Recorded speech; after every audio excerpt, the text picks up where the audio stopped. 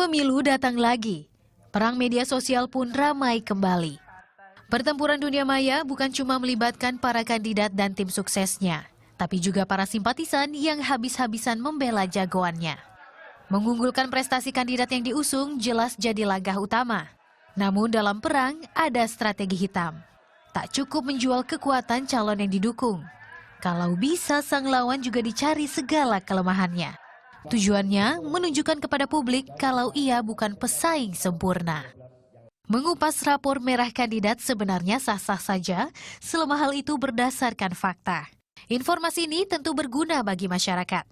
Sebab rekam jejak seseorang juga menjadi salah satu penentu apakah kelak ia akan menjadi pemimpin seperti yang diharapkan. Namun hal ini juga kerap menjadi sumber masalah. Terlalu bersemangat menyebar kekurangan, cek dan recheck seringkali terlupa.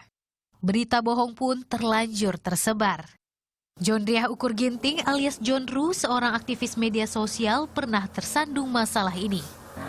Karena kan saya harus bertanggung jawab, kan namanya manusia bersalah itu kan biasa gitu. Nah jadi saya ternyata menyadari, ternyata hoax, akhirnya saya hapus. Nah saya hapus ya kan itu sebagai pertanggungjawaban saya terhadap bahwa saya sudah mengakui kesalahan saya gitu. Nah, tapi oleh orang-orang yang nggak suka sama saya itu dipelintir gitu loh. Ini John Ru sengaja memang nyebar hoax, setelah lalu pura-pura minta maaf. Itu kan pandangan mereka, terserah aja lah gitu. Tak sedikit pula yang menjadi korban pemberitaan bohong. Salah satunya politisi Partai Golkar Nusron Wahid. Jelang pilkada, persoalan nama asli Nusron menjadi perbincangan netizen. Ia dituding meminjam nama belakang Presiden RI keempat Abdurrahman Wahid. Adik Gus Dur Lili Hodijah kemudian membantah kebenaran berita tersebut. Lili menyatakan Nusron Wahid tak ada kaitannya dengan keluarga besar Wahid Hashim.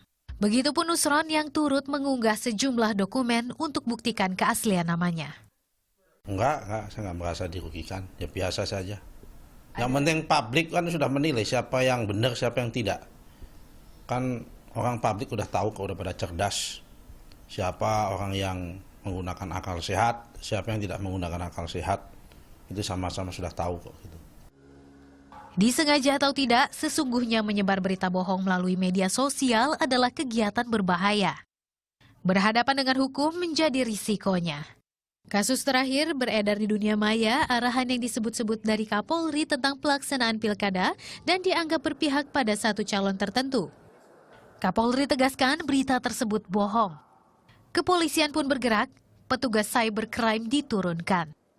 Hingga kini penyelidikan terhadap penyebar berita masih berjalan. Namun polisi sudah mengantongi posisi pelaku.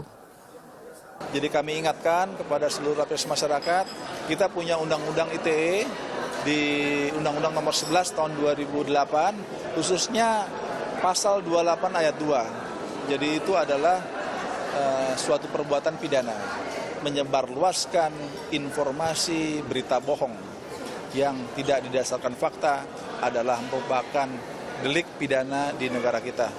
Petugas cybercrime adalah aparat hukum yang harus dihadapi para penyebar berita bohong atau hoax. Apalagi bila berita tersebut merugikan, menjatuhkan, hingga menimbulkan fitnah bagi seseorang. Karena itu berhati-hatilah, jangan sampai salah menyebar berita. Tim Liputan melaporkan untuk NET.